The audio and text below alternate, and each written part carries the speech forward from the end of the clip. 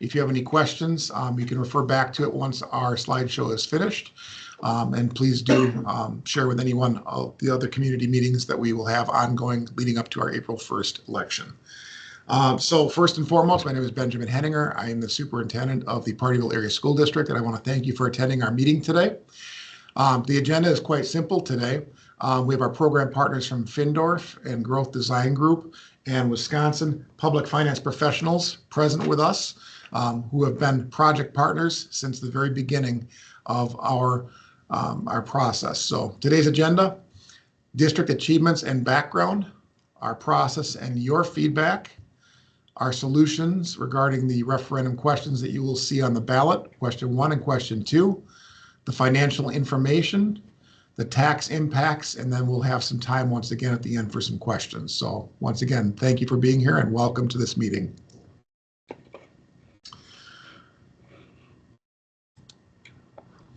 We'll start with some great things that are happening here in Pardeeville that make us very, very proud.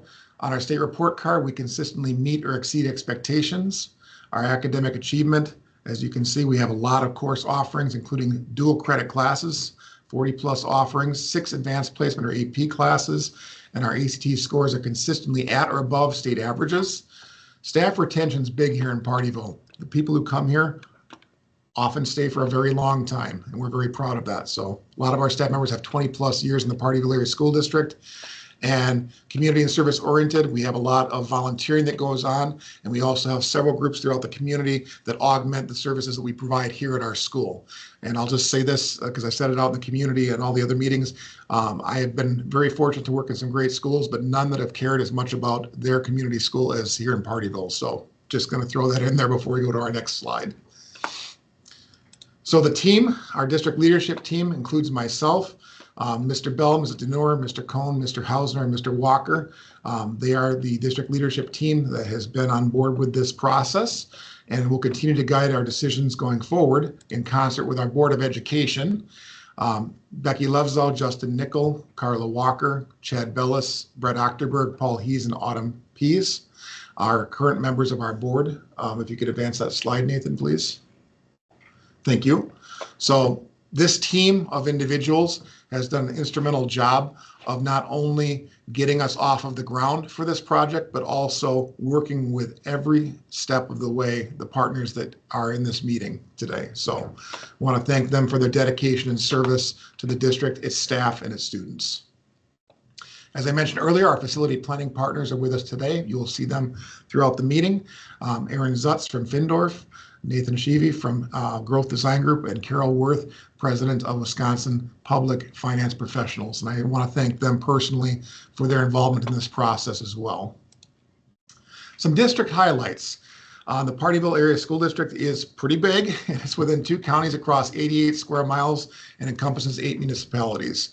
And as you can see, with that come along 2 facilities that we have primarily.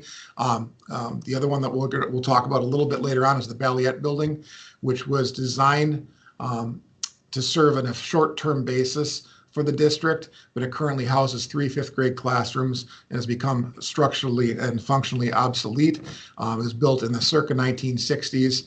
The district bought it in the mid-1980s. And so that is a structure that you'll see on this sheet, but it will be hopefully going away if we are successful in our capital referendum question. And you can see that our facilities, we have a total of 221,144 gross square feet. And this will be a big part of our facility study that we talk about later in the meeting. All of our enrollment history is pointing in the right direction. So much of our school funding is based on enrollment. And I don't want to steal Carol's thunder later, but a lot of the numbers that you're going to talk about are supported by the fact that our district is growing. As you can see from this chart, consistently we have grown from around 800 students in 2015 and 16 to our current number of 871 students. And this was also something that was projected by the UW Population Lab Survey. They are very consistent in their projections, and they support a lot of the numbers that you will be seeing later in this presentation, which provides the impetus for the timing on this project. So our process and your feedback, as alluded to earlier, this process started long before I even arrived in the district as superintendent last summer. So if you look at the top of the facility planning process, you'll see that we are currently here less than a month away from our spring election, in which there will be 2 questions placed on the ballot regarding our operational and capital referendums. However, let's back up a little bit. About 2 years ago, in fact, over 2 years ago, the district set out on learning and exploring as part of a core pillar on a strategic planning process. And that planning process has advanced strategically over the last couple of years and included more and more information and more data to drive our decision-making process. The Applied Population Lab Enrollment Study, which I mentioned earlier, that shows our district enrollment increasing predictably, was something that helped us prioritize our needs for our facilities and our instructional needs in the operational referendum questions. The district also hosted last year community conversations that were an integral part of the process in guiding us through the summer when I arrived. And we worked very carefully with our program partners on a community survey that was released in November that provided really solid data to support different solutions to a lot of our facility and operational needs. And it was the data that we received back from that planning process, from that community survey, that ultimately led to the board adopting 2 referendum questions in the January meeting. So where do we go from there? That community survey that I talked about earlier, we ended up asking the community for their support and if they would be supportive of 2 things primarily. Operationally, we are asking for a 3-year, $800,000 non-recurring operational referendum, which will directly support academics, staff salaries, benefits, and a lot of the other costs that have gone only one direction in the last several years, and that is up.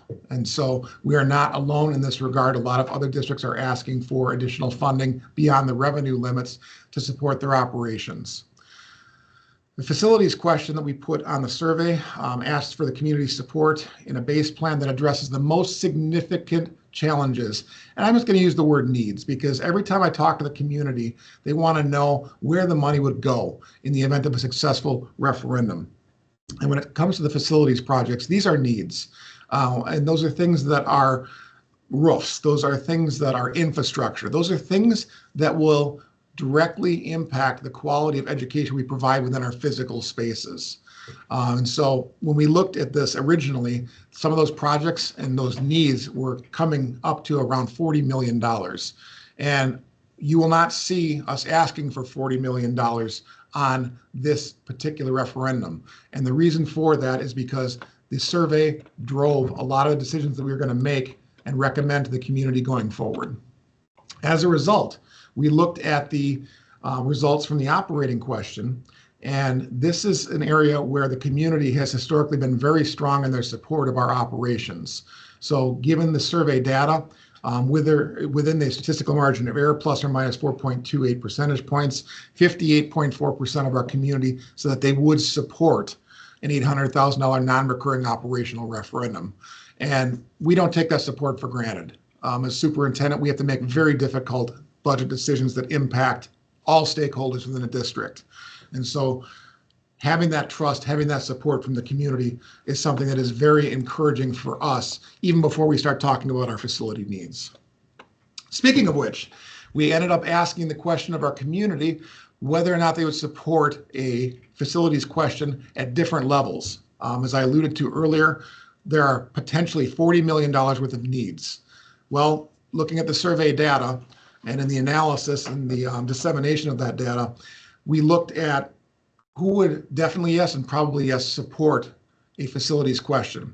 At $28 million, as you can see in the red, 36.6% would support $28 million. At the $22 million question, about a coin flip, 50-50, 50.1% of the respondents indicated support for a $22 million facilities referendum, and a smaller referendum which was kind of open-ended, but lower than 22 million, would be supported by 67.5%, and that it would all be within the 4.28 plus or minus statistical margin of error.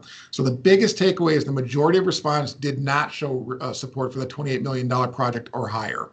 But we did show support for 22 million, and the board ended up adopting a question for our facilities referendum at $23.5 million that will address the most urgent needs of our district. And so our solution for the operation referendum question involves asking the community on April 1st, shall the Pardeeville Area School District exceed the revenue limit specified? Oh, sorry, I just went into Carol's slides. I will let Carol explain the ballot language that you will see on April 1st. I'm still getting used to this. Sorry, Carol. My apologies. Please take it away.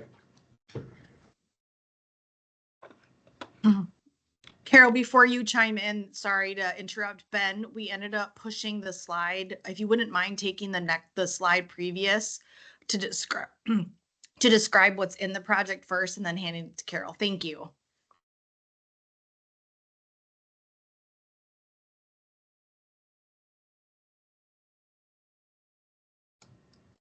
Sounds good. Thank you.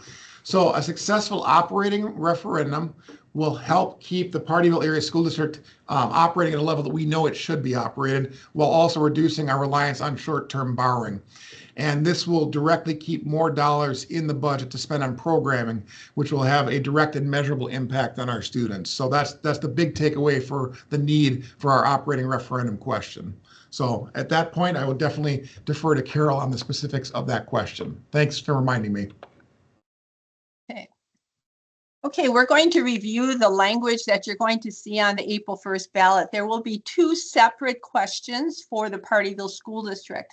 The first question is going to be for the operating budget for the district. So we're going to review the language. The language is not user-friendly. The language is written by the district's legal counsel in accordance with the law with regard to referendums.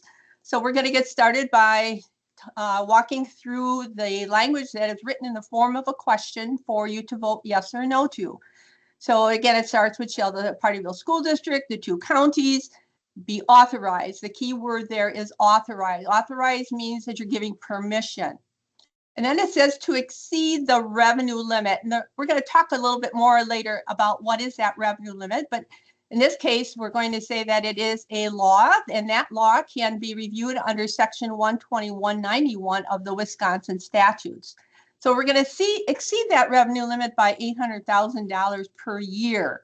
And that will be for 3 years. That starts with budget year 25-26, which again starts on July 1 of 25 of this year. And it ends with the 27-28 school year. It is for non-recurring purposes. The word non-recurring means that it expires. It is only going to be in effect for those 3 years. It says consisting of sustaining the operating expenses to maintain the current level of operations. This operating referendum would provide the funding to maintain what is currently offered at the district. It's not to expand something, add something. It's to maintain what is currently offered. Okay. So the question, again, giving voter permission to exceed that revenue limit.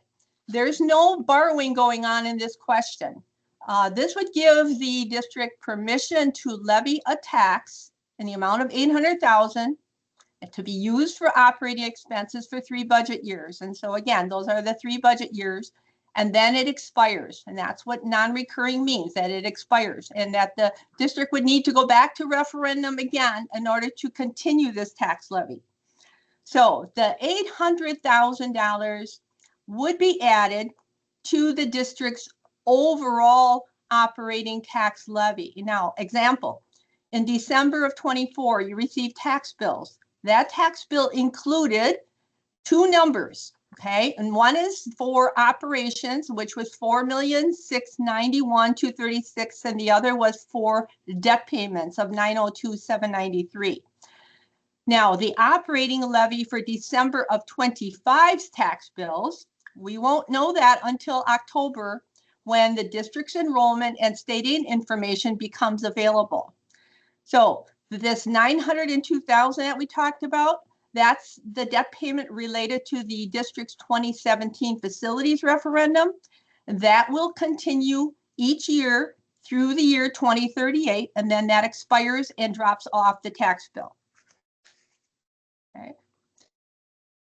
So again, back to the revenue limit. What is this revenue limit? Well, it's actually an Excel spreadsheet that is provided by the Department of Public Instruction to all school districts in the state.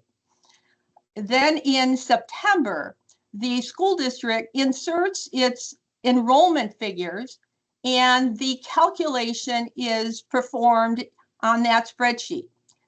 That calculation arrives at what is called line 11. So line 11 is the limit. That's how much funding the district may receive for its operating budget.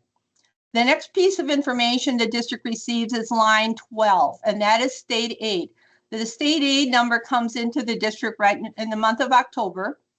So line 11, then you subtract line 12, and that gives you line 13. And that is the amount of the tax levy for operations. Okay, so if we get more state aid at line 12, right, we have less tax levy. If we get less state aid at line 12, we have more tax levy. So the amount of revenue is capped at line 11.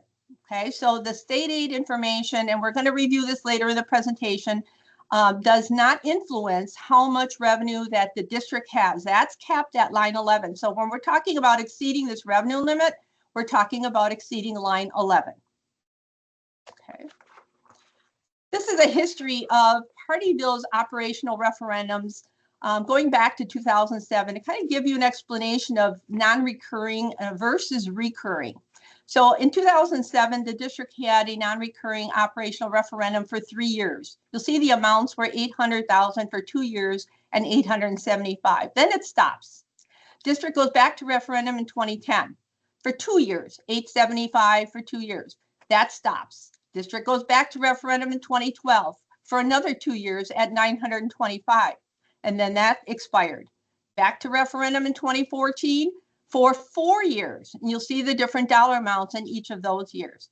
Now, moving down to the next block of information, you'll see in 2017, right, when that other referendum in 2014 expired, now we went to referendum for 2 separate dollar amounts in the same question. First of all, one was a non-recurring, which was $850,000 for 4 years, right? And then that stops. But we also went to referendum in that same question for $130,000 for the auditorium operating expenses. And that was done on a recurring basis. So that means that stays in the tax bills ongoing.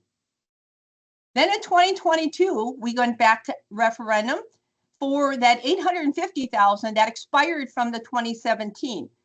Now, at that point in time, the board looked at all of the prior information like we are today and decided that that $850,000 was always going to be needed. So the board made the decision to go forward with $850,000 as a recurring.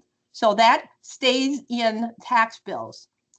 Also in 22, that same question approved a non-recurring portion for 4 years, and you'll see it was $525,000 for the first 2 years, and then it dropped to $350,000 for the next 2 years. So we are currently in the 24-25 budget. We have $350,000 from that referendum. That will also appear next year in the December 25 tax bills, $350,000. So that's when the 25 referendum would start in the 25-26 budget year for 3 years. That is non-recurring, and then it expires. So at that point in time, you're going to have 1 year left on the 22 referendum. You're going to have the recurring portion from the 22 referendum and the auditorium recurring referendum in tax bills at that point. This is a history of the facilities referendums, okay? And you'll see a number of them that have passed, a number of them that failed. The facilities referendum does represent the permission to borrow money for a project. Now, in 2017, the most recent one that was passed, that is for the auditorium and high school projects, remodeling projects. That's the one that we still have the debt payments outstanding through the year 2038.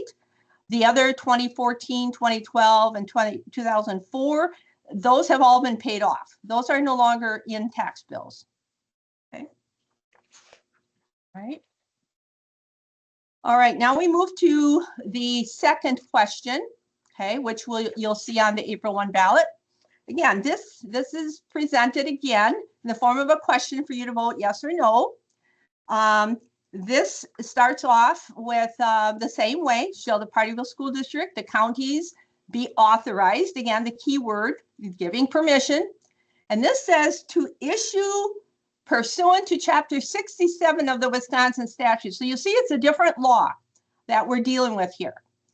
And it says general obligation bonds, right? Well, general obligation bonds, that is the, let's call it the name of how the district borrows money, okay? Like if the district goes out and takes out a loan, it is called a general obligation bond, okay?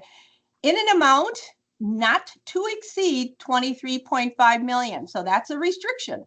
It says the district could not borrow more than that amount, okay? Doesn't say how it can borrow that amount. It just says you can't borrow more than that amount. And then the next restriction is what can the money be used for? So it says for the public purpose of paying the cost of a school building and facility improvement project consisting of. Now, from this point forward, the attorneys that are writing this question review all of the project information that we are considering in this referendum, and they put that into what we call statutory language to make sure that the district has permission to use this money for the project. So you'll see how it's presented by the legal counsel. It says district-wide capital maintenance, building infrastructure and site improvements, renovations, construction of an addition at the middle high school, demolition of the Balliet building, renovations, construction of an addition and safety and security improvements at the elementary school, acquisition of furnishings, fixtures, and equipment. Very different type of question from question 1. This is definitely authorizing borrowing. We did not have authorizing borrowing in question 1. Okay, so just kind of a procedural here. What are you voting on, right? You're voting on giving the board permission to borrow. It's not to exceed the 23.5 million. Funds can only be used for the project in the question. Cannot be used for operations. And that's the reason why we have 2 questions, right? Question 1 is for operations. Question 2 is for a project. This money that the district receives cannot be used from question 2 to operate the district, okay? And again, language for both of them prepared by the legal counsel. Next step, all right, after a referendum is approved, that's when the actual more detailed design project process starts, and there is a construction draw schedule that's prepared, and with that information, we're able to determine when the district should borrow the money, exactly what dollar amounts, how many phases. So that all determines the actual, and then the project is bid, which determines the actual project cost. The final step is the fact that the board does have to take action on the borrowing. That is by resolution that locks in the borrowing terms. So right now, in order to give you an estimate of what this costs from a tax impact, we have to prepare certain assumptions. We used the fact that this would be done in 2 phases, that the total repayment is 21 years. The estimated interest rate is 4.5%. That would produce an annual payment of principal and interest of $1,710,000 over each of those 21 years. The actual financing that will happen doesn't need to happen in this way. No, it can be in different phases. It can be at a different interest rate. But we try to be conservative in our assumptions so that the tax impact we give you is on a conservative basis. So when you're voting on the question, you are not voting on the actual terms of the financing. You are voting on giving the board permission to go through the financing. Okay. So next, we'd like to talk just a little bit about the scope that's included in the facilities question. So there's kind of two parts to the scope that's included. Going back about 2 years, Findorf and Growth have been working with the district to do a facilities assessment. The results of that facilities assessment that were completed about 2 years ago identified in excess of $20 million of facilities maintenance that will be needed within the district over the next 2 years, or excuse me, 10 years, $20+ million over 10 years. So that list of items was reduced down to some of the most critical scope that is brought forward in the question here and is described on the screen here. So the items included for capital maintenance in this facilities question really focus on items that are needed to keep the school operational and keep kids in the building. So as you can see here, there's about $4.5 million associated with the building enclosure, primarily roofing projects, about $2.3 million associated with the mechanical, electrical, and plumbing systems, of which you can see there's an asterisk on this slide indicating about $850,000 of that will be spent to air condition all the remaining classrooms, our core education classrooms in the building. About $1.8 million spent on the site, including repaving parking lots, sidewalks, and improving drainage, and then about $500,000 on the building interiors. So that totals $9.1 million that will be spent on that. And then, so you can see kind of the second part of this on the right-hand side of this slide addresses the operational and educational needs of the building. So in addition to the capital maintenance, Balliet will be demolished and an addition will be put in its place that will help reduce some of the operational expenditures as well as address security concerns on the campus. At the elementary school, there will be an addition as well as remodeling for about $3 million there. And then the kitchen in the high school, middle school will be renovated along with the cafeteria for about $5.5 million to address some challenges there, as well as some existing conditions within the kitchen. So the total of those three items come to $14.4 million, and then added to the $9.1 million of capital maintenance, we get the total referendum question here of $23.5 million.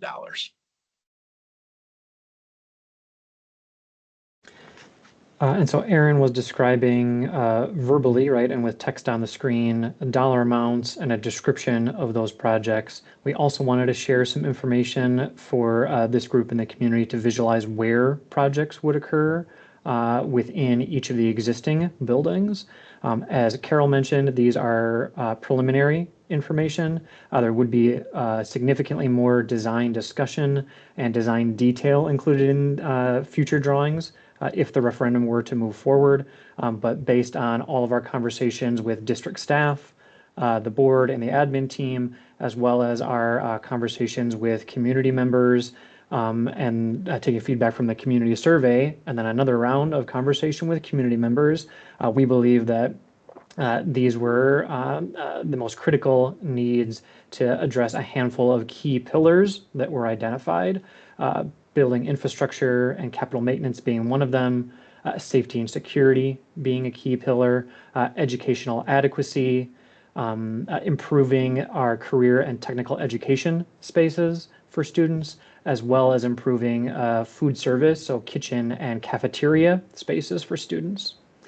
Specifically here on this slide, you see an image of the floor plan for the existing elementary building.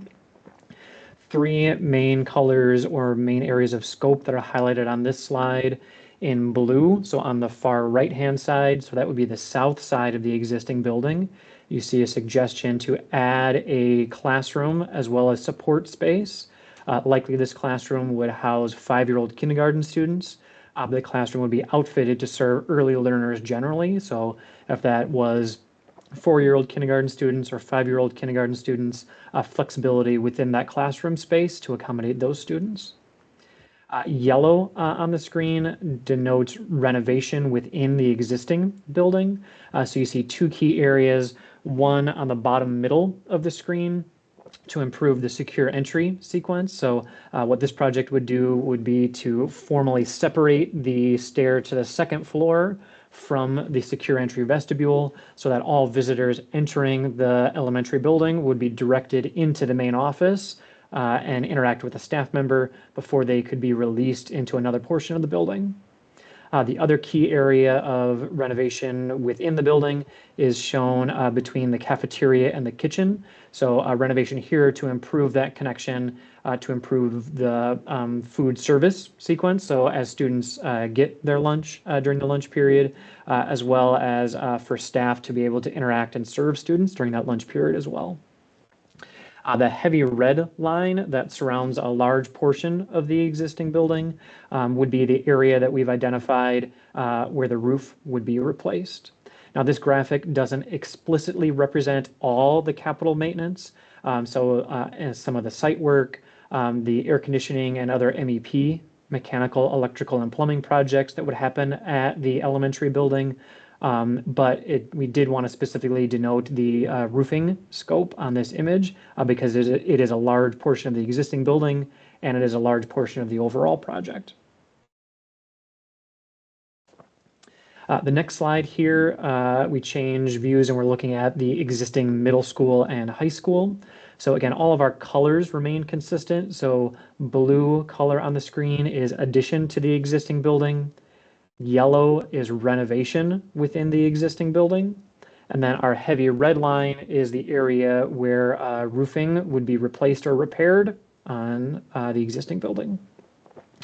Starting off with the addition that's in the upper right corner, so the north side of the existing middle school, just north of the existing middle school gymnasium.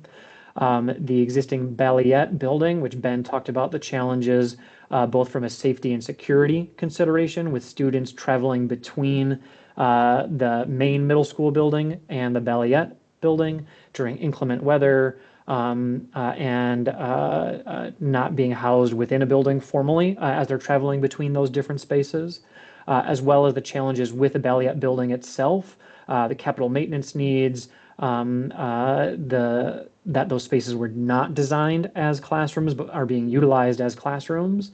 So this project proposes demolishing the Balliet building and then replacing that with a formal addition that would be connected to the existing middle school. So middle school classrooms and support spaces, as well as gymnasium support spaces, so some changing rooms and a storage room to support the existing middle school gymnasium. Another element within the existing building that would be renovated would be related to the kitchen and cafeteria. So what this project would consider is approximately doubling the size, a little bit more than doubling the size of the existing high school cafeteria in order to accommodate both middle school and high school students during the lunch period. In our discussions with both the middle school principal and high school principal, we determined that this would be an appropriate food service consideration for the overall building. The exact details on what lunch periods would accommodate which students, how long lunch periods might be, would it be only high school students and then only middle school students in certain lunch periods, or only high school students in certain areas of the cafeteria during lunch periods. Those final details would be determined once the space were to be operational, but confident in our discussions with both middle school admin and staff and high school admin and staff that this was an appropriate consideration for us to make. The reason that we would be able to enlarge or expand the existing high school cafeteria is that we would be relocating the kitchen space as well as the servery further north or up on this image, as well as relocating the existing loading and receiving area for the high school. So that's those smaller series of rectangles that you see on the screen just north or just above the kitchen and cafeteria label. Another key area of renovation within the high school building would be improvements within the existing agriculture classroom. So ventilation and educational improvements within that classroom to support the career and technical education for those students taking those classes. Again, the red outline denotes areas within both the middle school and a high school. Basically, the vast majority of the roof areas that weren't impacted with the 2017 project, so when the Performing Arts Center was added, the vast majority of the existing roof areas would be repaired or replaced as part of the project. Again, as we stated before, here at the middle school, high school building, not every element of capital maintenance or infrastructure projects are identified graphically on this plan. So the air conditioning, other mechanical, electrical, and plumbing improvements are not specifically graphically noted on this plan, but we did want to highlight the roof area because it is such a large portion of the existing building and a large portion of the overall capital maintenance cost. Something to touch on here that would also apply to the elementary building. All the projects that you see proposed on the screen within this capital referendum would not inhibit the district to consider future additions or other elements of the overall master plan that was identified throughout 2024 in our community conversations. So would not prohibit the district from considering relocation of the middle school office to the south eastern corner of the existing building if that were desired at some point in the future. Would not prohibit the district from considering expanding the middle school gymnasium to the east at some point in the future if that was deemed appropriate. So we worked really hard as a design team along with district admin and district staff to make sure that these current projects would not pose a challenge or a hurdle to other master plan elements and other future projects that the district may consider. Talking a bit about timeline looking forward if the referendum were to be successful, Carol talked about future steps related to bond issuance and project funding.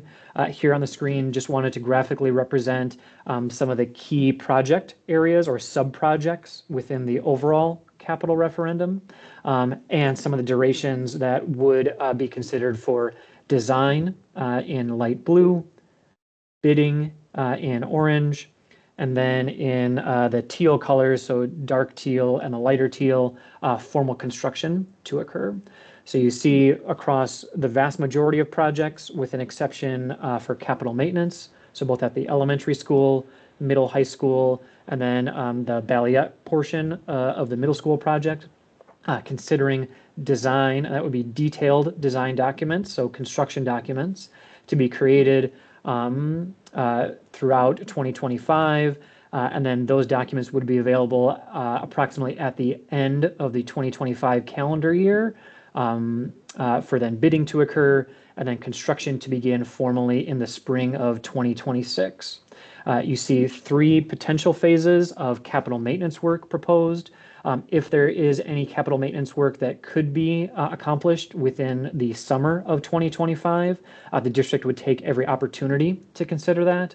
But noting that the vast majority of the capital maintenance work, specifically related to air conditioning, specifically related to roofing, but other capital maintenance work as well, does impact the function of the existing building. That's why you see those key summer months when students would not be in the building, focusing on those capital maintenance projects. So with that, I will turn it back to Carol to close us out with some additional financial information. Okay, thank you. All right, we're going to review some of the historical financial information and explain how this affects tax bills and also how we arrived at the tax impact calculations for this referendum. So we start with a 10-year history of the state aid that the district has received. You'll recall earlier in the presentation, we talked about the revenue limit and how that limit is arrived at line 11. The next step is the state aid that comes in October, determined by the state budget process, which occurs every 2 years. So you'll see this as a 10-year history. Going back to 1516 and 1617, that would represent one state budget because state budget is approved for 2 years. So you can see there are years where we get more aid and then less aid and more aid and less aid. So as that goes up and down, that also impacts our tax levy up and down. So if you look to the current year, 24-25, you'll see the district received $5,860,000. Okay, the year before we received $5,396,000. Okay, so we'll see how that affects the tax levy. So if we look at the next slide, we're going to see here's your tax levy history for the last 10 years.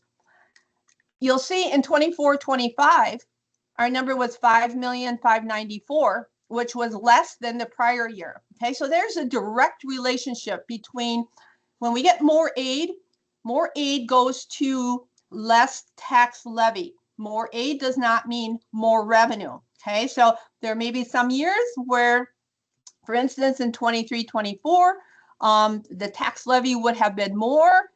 Doesn't mean the district received more revenue. It could mean that the district received less aid. Okay, so that is a big factor in tax bills. But again, it's important for you to recognize that there is this relationship that does not impact the amount of revenue that the district receives. Now, for the most part, you're going to see that the tax levy, at least going back to 2017-18, which was the first year that the 2017 facilities referendum impact was included, has been in the neighborhood of 5,000,007, 5,000,006 throughout most of this time. So it's been, fairly stable in terms of a tax levy amount. So now we're going to see how that impacted the next calculation, which is the property values. Okay, I'm sorry, we got ahead of myself there. Property values. First of all, we are working with the terminology of fair market property values, not assessed property values. Those are two very different numbers. Okay, so we look back 10 years, we're going to see that the property located in the boundaries of the Pardeeville School District totaled $490,882,000. You move down 10 years to where we are now in 24-25, we are at $940,540,000. So you can see that the property value in 10 years has increased by 92%. Okay, these numbers, the fair market values, are determined by the Department of Revenue, not by local assessors. Local assessors would be working with an assessed value. All right, so we have to make sure we're using the right numbers. Okay. Now we take a look at your mill rate history over that same period of time. So a mill rate, again, that's the amount of taxes levied, and it's on a per $1,000 basis of fair market property value. So remember when we look back at that slide where we had the tax levy, and it was fairly, stable, 5.5, 5.7 million all these years. But look at what's happened to the mill rate over these 10 years, right? We go back from the very first one at $10.57 to the current year, 24-25, which is $5.95. Okay, and as a comparison, this for that 24-25 year, you'll also see the state average was $7.05. Now, during this period of time, right, you can see the tax rate has been going down while the amount of dollars levied has been fairly stable. That's because the calculation of a mill rate is taking the levy and dividing it into the property value. So as the property value goes up, the mill rate comes down. Okay, so it doesn't mean that the taxes have gone down. It just means that your property values have risen. So a lower mill rate is applied to a higher property value. Okay. Now, we use that calculation in determining the tax impact for the referendum. So question 1, okay, that's the operating question where we're asking for $800,000 for 3 years, and then it expires. If you take that $800,000 and we divide it into that last number that we've seen for property values, which was that 940 million number, that comes out to 85 cents. So as you can see on the chart or the graph, 85 cents is for 3 years, and then it expires. The facilities question, that's borrowing the 23.5 million under the assumptions that we reviewed on that slide. That produces a payment of about $1,710,000. Divide that into that $240 million property value, and that gives you $1.82. That would be in place for 21 years. Okay, so again, on the graph, it shows $1.82 starting at the same time as the operating question for 85. That would be combined for 3 years. They'd both be in effect for 3 years, and then it drops off to the $1.82, which would continue for another 18 years. Again, this is based on property values, fair market property values that were included in the December 2024 tax bill. So if you take out your tax bill from 24, you will be able to apply these tax rates to that valuation. Okay, so here we are calculating each individual's estimated tax impact. That's taking that tax rate and converting it into taxes. So for this exercise, we go to your tax bill. You look at the top left-hand corner. You're going to see a box that has assessed values, estimated fair market values. You do not work with the assessed values. You work with the estimated fair market value. You may also have a tax bill that says use value assessment. You would work with that number. Okay. Now, in terms of the steps, we are just working with $100,000 for easy math, not to imply that properties are worth $100,000. It's the easy math. So we take your tax bill from 24, look to that number, that box, get your estimated fair market property value, and then step 2, place a decimal point before the last 3 digits, because this is a per 1,000 tax rate. So now we multiply that answer, okay, which we got a 100 in step 2, multiply that 100 times either question 1's mill rate of 85 cents or question 2 of $1.82. So the answer you get, number 4, is the amount of taxes on $100,000 of property value, because that's the example that we use in the box. So that would either be $85 or $182. Okay, this would be the amount of taxes that would be an increase over and above the amount that was in your December of 24 taxes. Okay, so if the referendum question is successful, that question 1 would be, and question 2 would be on your December of 25 tax bill. The final impact for question 1 would expire after 3 years, which would be December 27.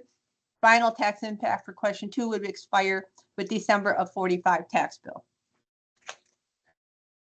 Okay, now, again, this is another chart that shows you somewhat the same information we just went through in terms of the exercise on $100,000. You'll see it is not only stated as $85 per year, but also per month. So you divide that by 12 to get the monthly, right?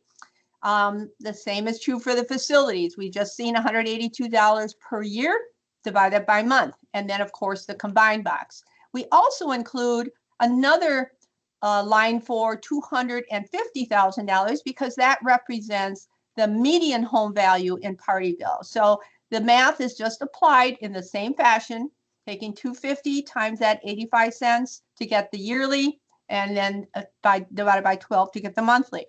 The same is true for the facilities, 250 times the $1.82 to get the per year, and then divided by monthly, and then, of course, combining them. There is a tax calculator on the district's webpage that you can insert your numbers from your property tax bill, and it will calculate out the taxes for you.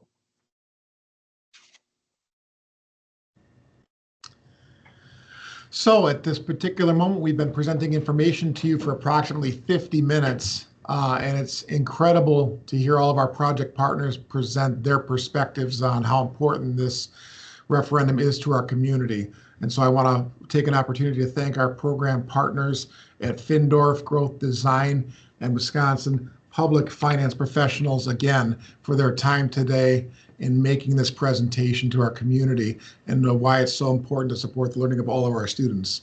I'd like to take the opportunity to open up the forum for some questions at this time, and we will do our best to get to all of those who have some things that they'd still like to discuss.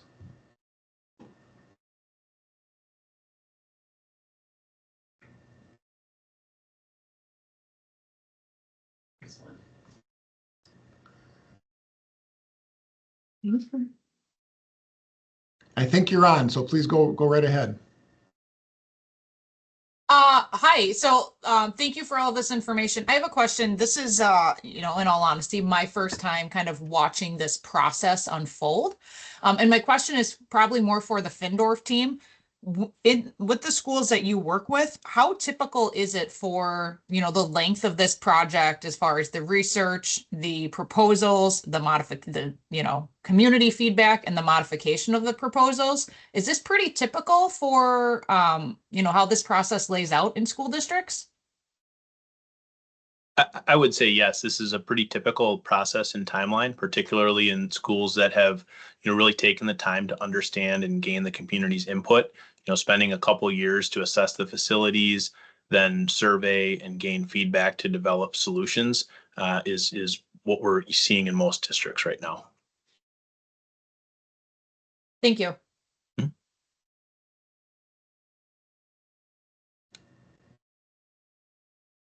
Any other questions out there in virtual land?